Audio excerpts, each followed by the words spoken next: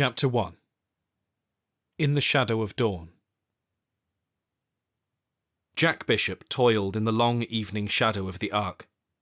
Soon his work would be illuminated only by the floodlights that lined the pit and the flames that spat from his blowtorch. It was better to work at night. Ever since the first solar flare hit Earth, the hours of daylight had become steadily less hospitable. But it wasn't just rising temperatures that made life difficult during the day. The radiation was worse. With each flare, the Earth's atmosphere grew weaker, letting in ionizing protons that first made you sick, and then, well, there wasn't much of a then after that. Your organs turned to slush, and then you died. So yes, it was better to work at night. If you were lucky enough to have work, that is. 6 solar flares had followed the first, increasing in regularity. The most recent 2 had been spread only 4 months apart. Each brought with it fresh challenges. Sickness and death on a pandemic scale. The temporary shutdown of every electronic system on the planet. The fall of authority and the rise of terrorist factions. And widespread panic, which only grew once the United Earth government finally confirmed what everyone had long been thinking. The sun was dying, and it was taking the Earth with it. Jack wiped the sweat from his brow with the back of his hand, and watched as the last yellow sliver of sun disappeared below the horizon. Good riddance to it. His thermals and tools would give him all the warmth he needed. He popped his mask down and went back to welding the panels and pipes along the dropship's exterior. The metalwork glowed an angry red. Last week, it had been a scientific research vessel. The week before that, a prototype jet. It made little difference to Jack. He fell in love with every ship he worked on. But he was never going to ride in one, let alone get the chance to sit in its pilot's seat. An engineer. It was a far cry from the dream he once had for himself. But dreams had short shelf lives these days. He made do, same as everyone else. He winced as sparks jumped out from behind the fuselage panels he was welding together. He gave them a second to cool, then carried on. It was hard and grubby work. Thankless, too.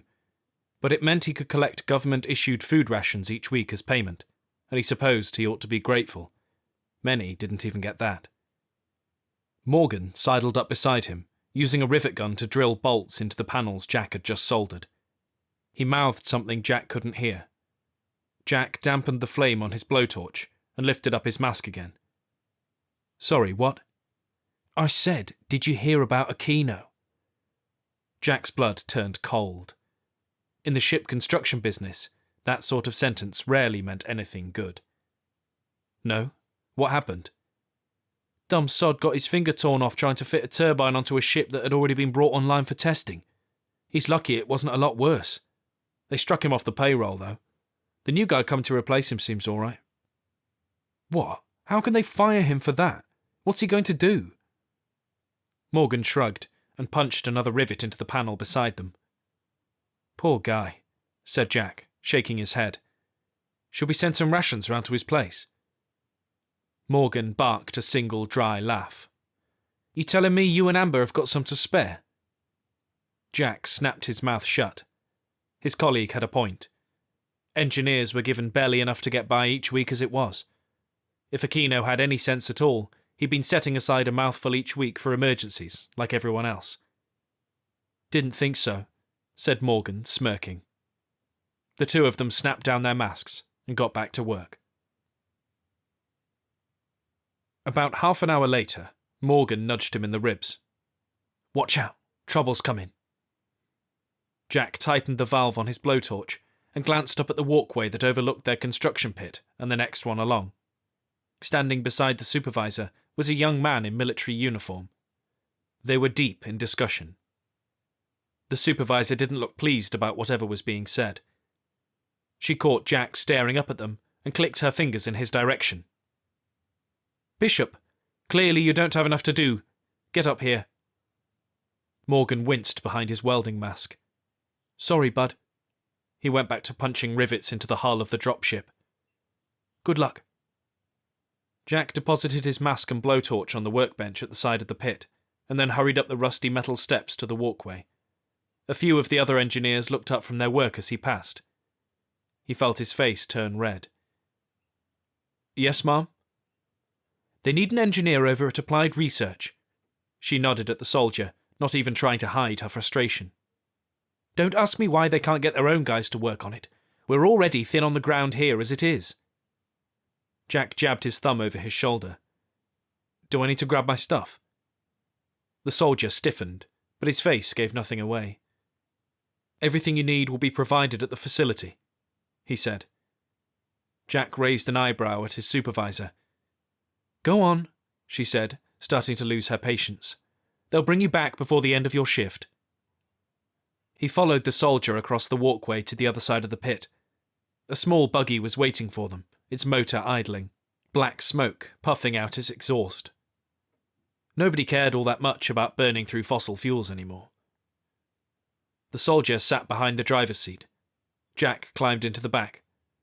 They set off down the tarmac. "Don't suppose you can tell me what this job is about?" The soldier didn't reply. Jack sighed and leaned back in his seat. He supposed it didn't matter, as long as he still got paid at the end of it. The Applied Research Facility was deep inside the Sandhurst base, and about as close to the Ark as one could get. Nobody knew what went on inside there, but Jack had his suspicions, same as everyone else. It was no secret that the world's scientists were struggling to solve the problem of interstellar travel. Not the distances per se, but the time it would take to cross them. At the speed of light, it may only take a ship 4 years to reach the next solar system, but realistically, if they were hoping to arrive somewhere viable for human colonization, the figure might be closer to 1,000. Either they were trying to get cryogenic chambers or other forms of stasis to work, or they were experimenting with another form of space travel altogether. That was Jack's guess, anyway. He stuck his head out the side of the buggy and felt the wind against his face. Ahead of them, the colossal iron bulk of the Ark grew even bigger. Floodlights as big as swimming pools cast their pale white gaze across the name painted down its flank in letters the size of tower blocks. Final Dawn, UK 02. Helicopters vigilantly patrolled the night sky on the lookout for rogue factions hoping to disrupt production. The Arks were glorious. Ugly and industrial, yes, but glorious. Each was designed to the exact same specifications as every other. 2 kilometers long, almost a kilometer in diameter, and cylindrical like a barrel. Once in orbit, the barrel would rotate, giving the semblance of gravity. The idea was like a man swinging a bucket of water above his head. As long as he kept on swinging, centrifugal force would keep the water from falling out. The United Kingdom had 3 Arks, the proportionate number allocated to it by the United Earth government according to its population. The United States had 15 and China 30, though each had lost 1 to terrorists since work on the project began. Nations too small to be allocated Arks of their own were partnered with larger ones. Just shy of 200 ships were being built in total, with resources pooled from all around the world. While the Earth died, the Arks would take humanity to the stars. Or some of it, at least. Each Ark had been designated to carry approximately 300,000 people, passengers and crew. Even combining the capacity of all 200 ships, that was still only 60 million. 60 million humans would have a chance to start again. The overwhelming remainder would be left behind to die with their planet. A couple of generations more was the best anyone still on Earth could hope for. Maybe less than that. Tickets were promised to soldiers, physicists, biologists, zoologists, chemists, diplomats, pilots, doctors, artists, chefs, professors, accountants, and plenty of engineers, though none at such a low level as Jack. They even had a few lawyers. These, plus many others from desirable professions, were the people humanity needed to survive on a new world.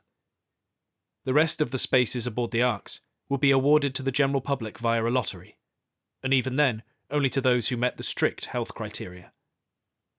Jack had come to terms with the fact he wouldn't get a ticket long before enlisting to work as an engineer. Neither would his wife, Amber. Neither would Morgan, or anyone else they knew most likely. There was nothing they could do but accept it, keep their heads down, and carry on. Jack wriggled about, trying to get comfortable on the buggy's hard plastic seats. It was a bumpy ride. Racing down the empty runways, they were already most of the way to the science facility. He had to crane his neck if he wanted to see the antenna standing triumphant at the top of the Ark. He could only imagine the worlds that ship would one day see, the secrets of the universe she might discover. Who knew what was out there waiting? Of course, Jack was jealous of those with tickets. Of course he was. Angry, even. They had a future, and he didn't. But it wasn't jealousy that kept him lying awake at the end of his shifts. It was regret. Regret for the potential he squandered back when he'd been barely more than a kid, when each new sunrise brought only opportunity, when graduating from Pilot Academy had seemed a far scarier dream than backpacking the world with his girlfriend. Regret for the future he'd left behind. Jack wasn't surprised the boffins in applied science had needed to send for an outside engineer. For all their expertise in quantum computers and theoretical superluminal transportation, none of them could wrap their heads around the complexity of a standard-issue blowtorch. There had been some sort of accident in the lab. Jack wasn't privy to the specifics of the experiment, nor to the nature of the technology he was expected to fix. Need-to-know basis and all that. That was fine by him. The tech guys only needed Jack to do the sort of grunt work they were too smart to learn how to do themselves anyway. Punching panels back into shape, swapping out the broken ones, and welding new ones into place. Nobody spoke to him, except to bark instructions. On the rare occasion anybody bothered to look in his direction, they did so as if he were a snotty kid dragged into the office by his parent. There weren't many smiles going around. Whatever their project was, it didn't appear to be going well. Jack hammered an electrically charred piece of metal loose from the back of the strange machine he'd been brought in to fix. He tossed it aside and sighed. This doesn't happen every time you run your experiment, right? One of the impatient technicians shooed him out of the way and bent down to inspect the machine's wiring. Jack stepped back, shrugged his eyebrows, and tried to look as invisible as he felt. He may have had no idea what the machine was for, but there was no mistaking the damage it had suffered, even for an engineer as amateur as Jack. Electrical overload from a power surge. Its innards had still been smoking when Jack arrived. It sure was a peculiar device. He could see why it would need a lot of juice. While the base consisted mostly of power nodes and electrical panels, the bulk of the machine was a giant sphere, sitting atop the base like a snow globe. Hundreds of black, interlocking hexagons formed a shield around it. A few had buckled from the accident. There was a door open in its side. Jack tried to peer in. He couldn't see much, but he thought he could make out a woman in a hazmat suit. She was spraying a white mist. Hey, hey! Somebody was clicking their fingers in front of his face. He slowly turned to look at the technicians. Punch that last panel shut, said one of them, scowling. Then get out of here. Jack crouched down beside the open panel as the technicians hurried back to their computer stations. Nothing looked particularly fire-damaged. Nothing that was his business, at any rate.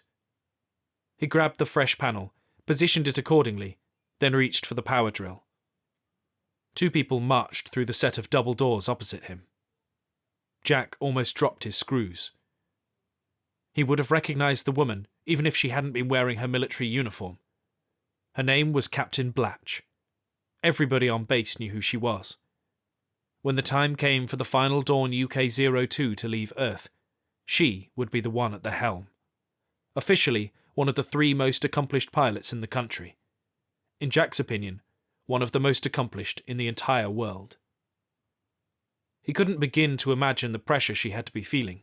The responsibility, not just for the survival of all 300,000 individuals who would be on board her ship, but the future of humanity as well. She was in heated discussion with a wiry man in a lab coat. His black hair was floppy and unkempt. Dark bags hung under his eyes. Jack had never seen him before, but that was hardly surprising. He doubted the scientists had much time to socialize with anyone, and besides, Jack didn't recognize half the engineers in his own pit. They came to an abrupt stop, only a few meters from the corner where Jack was crouched. Jack kept his head down and pretended to be working. Absolutely not. Captain Blatch pointed up at the machine. Look at the state of this thing. It's been 18 months, Reeves. What progress have you actually made? We're so close, said the man called Reeves, pinching his fingers together. The technology is almost there. You saw it work this evening. Well, sort of. All that's left is to figure out how to get the telemetry right. I need to run more tests. Not with my pilots, you won't. There's no point building an armada of ships if we haven't got anyone left to fly them. Find your own test subjects if you must. Better still, use goats. Jack's heart skipped a beat. Were they in need of volunteers? No, it has to be a pilot, said Reeves, stepping in front of Captain Blatch as she went to leave. She stiffened. The G-force, the blood pressure, anyone without proper training would black out the moment we began. The data we'd pull off them will be useless. Then make your machine better, was Captain Blatch's stern reply. She marched past him. The final dawn will be carrying hundreds of thousands of civilians, none of whom will have flight experience. There's no use in us taking off at all if your technology is going to give everyone on board a brain hemorrhage. Jack's hands were so sweaty he could barely keep a grip on his power drill. This was his chance to get a ticket on one of the Arks. If they were struggling to fill their quota of pilots, maybe they'd take a chance on an unqualified one. He knew he had to speak up, even if they threw him in the brig for it. He'd never forgive himself if he didn't try. I'm a pilot, said Jack, raising his hand. I'll do it. Everybody in the laboratory fell silent. Captain Blatch looked at him as if he were a brown goo leaking out from a crack in the floor.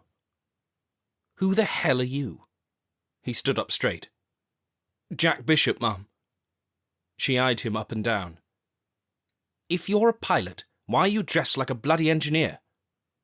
Because I am an engineer, Mum. Reeves tapped away at the transparent datapad in his hand. Jack guessed he was searching through the files of everybody registered on the base. He handed the pad to Captain Blatch a second later. Says here you never qualified from the academy. She took one look at the datapad and then slammed it back into Reeves' hands. So you're not a pilot then. Thanks for wasting my time. Jack's heart fell into a shallow puddle of ice water. He prepared himself to be dragged out of the lab by the same grumpy soldier who had brought him in. Hang on a second, said Reeves, reading through the entries in Jack's record. He went through all the tests, ran plenty of simulations. He's not completely green. I could use him. If you're worried about people blacking out, I was fine inside the human centrifuge, Jack coughed awkwardly. Came top of my class, actually. For the short while you were actually in class, Captain Blatch replied. Every time she looked at him, Jack felt as if his whole head caught on fire. Forget it, Reeves. Absolutely not. This idiot has no idea what he's getting himself into. It's completely against regulation. Come on, Captain. Reeves was practically pleading with her. We need to continue the experiments, one way or another. We'll never get off this planet if we don't. Captain Blatch sighed and turned back to Jack. She gave a curt nod in the direction of the mysterious machine. You do understand the level of risk involved, right? Jack studied the buckled hexagonal shields and the electrical panels from which smoke had been wafting only minutes before. He swallowed, hard. Pilots get a ticket on the final dawn, right? Qualified ones do, yes. Why? Do you want one? 2, Mum. One for me and one for my wife. Captain Blatch rolled her eyes and turned on her heels. Make sure he signs a non-disclosure agreement, she said, marching out of the room. And for goodness sake, make sure it goes right this time. Jack felt cold relief wash over him. He couldn't stop his legs from shaking. Is that a yes? He asked. It's as close to one as we're likely to get, replied Reeves, darting across the room. He stuck out his hand. Pleased to meet you, Jack. Jack shook it. Now they were stood next to each other, Jack was surprised to discover that Reeves was still in his early 30s, no more than a few years older than himself. His jaw was covered in patches of neglected stubble.